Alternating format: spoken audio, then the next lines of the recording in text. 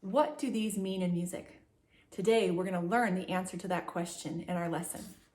I'm Jenny from the Musical Homestead, and today we're going to have some fun exploring what these are. Music is full of a lot of different symbols that you have to learn. Today, we're going to take a closer look at these three symbols and answer the question, what do they mean? This is our elementary theory course, and this lesson is geared for that kindergarten through 5th grade learner. If you're in 6th grade through an adult, we're going to answer your question in a different lesson, and I'm going to link that in the description below. If you're following along with us in our theory course, we are in the preparatory level of the fundamentals of piano theory, and today we are in Unit 6. We're going to be talking about these symbols and what do we do with them. So let's get started. We are going to start at the piano because I need to teach you about what a half step is. A half step is something that's very important in music, and it's when we go from one note or key to the next note or key. And we're going to talk about that on the piano. We're going to start on C right here. A half step goes to the very next note or key. And our pattern on the piano goes like this. So we have this note right here. The very next note higher is going to be this black key. And then the very next note higher is going to be the white key. It's not just from white to white to white to white. We got to get those black keys in. So we've got this stair step approach. So I'm going to play half steps going from C to C so you can see where all the half steps are. So I start on C, up a half step, up a half step, up, up. Now there's not a black key in between, so go to the next one. Up, up, up, up, up, up, up. And those are all of my half steps going up an octave on the piano. Octave is a fancy word for 8 notes. I can do the exact same thing going down, just exactly the same, and go down in half steps the whole way. On the piano, we call this a chromatic scale. On your other instruments too, it's also a chromatic scale. Chromatic scales are an awful lot of fun to play. I'm going to play one so you can see what it looks like. So I went up and down in my chromatic scale, playing every single half step that comes my way. You really have to remember that definition as we go ahead and start answering our question. The first symbol we're going to talk about is a flat. This is what a flat looks like. If you ever see it in your music, it's going to look like that. To me, it looks like half of a heart. Can you kind of see? There's the one half and then the other half would be over here. It looks like half of a heart to me. Now we have to talk about what do we do when we see flats. When I think about flats, I think about what happens when I'm driving in a car and the car gets a flat tire. Does the car getting a flat tire, does that mean that the tire is going to go down and lose air and go down? Or does it mean that all of a sudden it gets lots of air and it explodes and goes up? Well, we all know flat tires mean that the air is somehow getting out and the tire is going down. It's getting smaller. A flat in the musical language means you go down a half step. Remembering our pattern of half steps, white, black, white, white. Right here, if I have E, and in the music it says to do E flat, I'm going to go down a half step, and I'm going to play this note right here. This note becomes my E flat. If I have B, and the composer wants me to play a B flat, I am going to go down a half step to this black key right here, and that will be the B flat that I play. Now you may ask, what happens over here where I have 2 white keys and no black key in between in my half steps? F flat is going to take me down to this next white key. So F flat is actually going to be a white key, not a black key. There's one other place where that happens, right here. C flat would take me right here. They just go back and forth, and there's no black key in between. Now on the musical staff down here, I have my flats, and if you notice, if my note head is on a line note, my flat is also going to be on a line note. If my note head is on a space note, my flat is going to be on a space note. So let's draw them together over here. Let's start with my line note.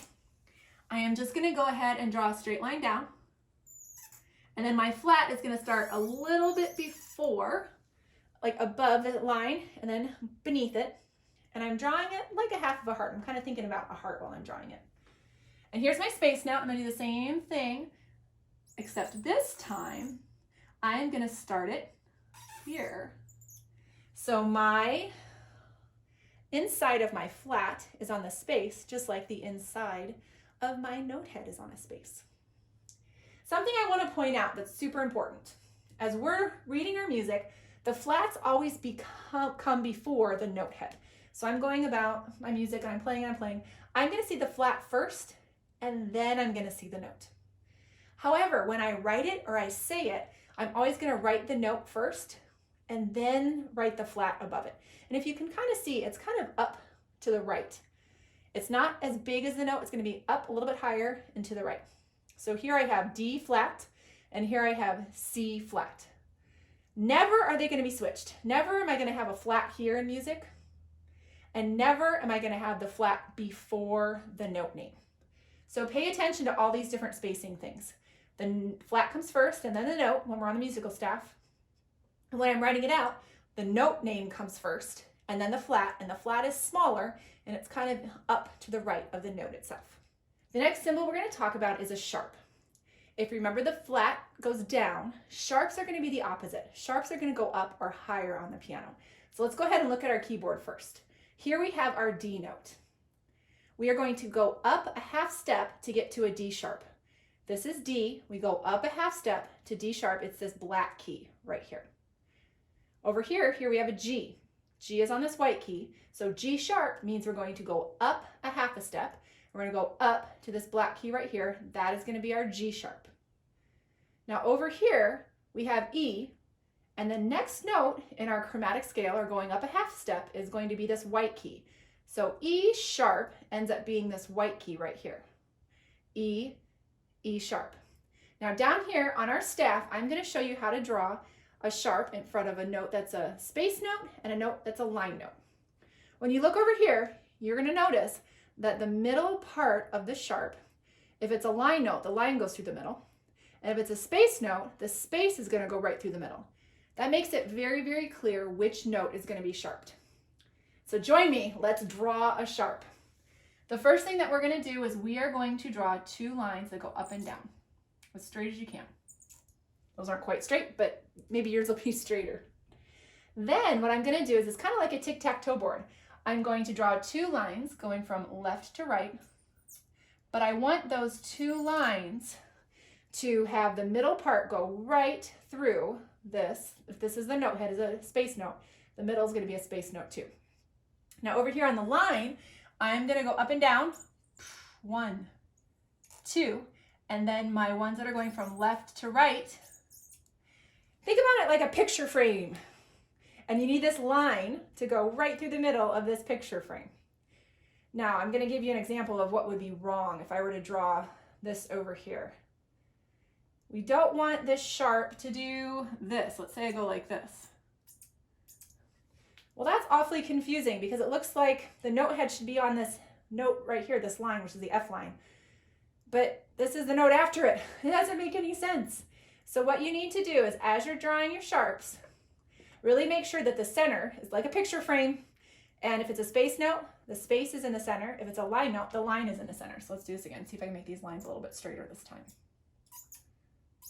There we go. The same thing with the flats or with the sharps I'm going to point out. Remember, the sharp symbol comes before the note that you're playing. But when we write it, we write F sharp. We're not going to say sharp F. So when we're playing it here, we have on the staff, we have the sharp first, then the note. But when we write it or when we say it, it's always the note and then the sharp. So this is F sharp and this is C sharp. The last symbol we're going to talk about is a natural. Now the difference with a natural is a natural has to appear after a sharp or a flat. And I'm going to explain that. The sharps and the flats, they can be by themselves, but naturals have to be buddied up with sharps and flats. A natural's job is to actually erase or get rid of the flat on the note ahead of it. So if we look up here, let's say in the music I've been playing A sharps, and there was a sharp in front of my A. But the composer didn't want me to play an A sharp anymore. They wanted me to just play this white key, this A, normal A. They have to have a natural sign that's going to erase the sharp to let me know I need to play a normal A, not an A sharp. Or over here, I have an E flat I've been playing throughout my whole song. And the composer does not want me to do that anymore. They want me to play just this plain white E. I have to have a natural sign there so that I know as a performer, I am no longer playing E flat. Now I'm playing E natural. So a natural gets rid of the accidental and brings us back to the normal note. Some of my students call it a neutralizer. And that's kind of a fun way to look at it too. So if we come down here, we're going to talk about how we draw naturals. Here on our staff, we have an F sharp. We are going to do an F natural in front of this. Remembering I have a line note, and so just like the sharp, the line has to go through the middle. This line has to go through the middle of my natural as well. In order to draw a natural, I'm first going to draw an L, start above the line and go below the line. See my L? Then I'm going to draw a 7. And if you notice, I started my 7 right above the line, and then I kept on going. So up here, my L is a little bit taller than where that line is. And down here, the bottom of my 7 is a little bit lower. Over here, I have my space note. I'm going to do the same thing, but now it's for a space. I'm going to do my L above the space, and then the bottom part of my L is going to go along that line. Now my 7 is going to go on this line right here, and then it's going to go down like that. And I can see my natural, space, space, up here, line, line. So when you see a natural, I want you to think about it erasing the accidental. It does not exist anymore. Or you can think about it neutralizing that accidental, meaning it's neutralized it, it's gone away, and I'm playing a regular F. The 3 different symbols we've been learning about today are called accidentals. There's a really important rule we have to remember when we learn and play with accidentals. An accidental only lasts for one measure. A measure is from bar line to bar line. So this accidental, this is an A flat. This will only last through this measure. So that means that this A is also going to be flat. They're not going to put another flat sign in front of that A. You are supposed to know that this flat lasts the whole measure. The bar line is like this magic eraser, and all of the accidentals that were in this measure before go away.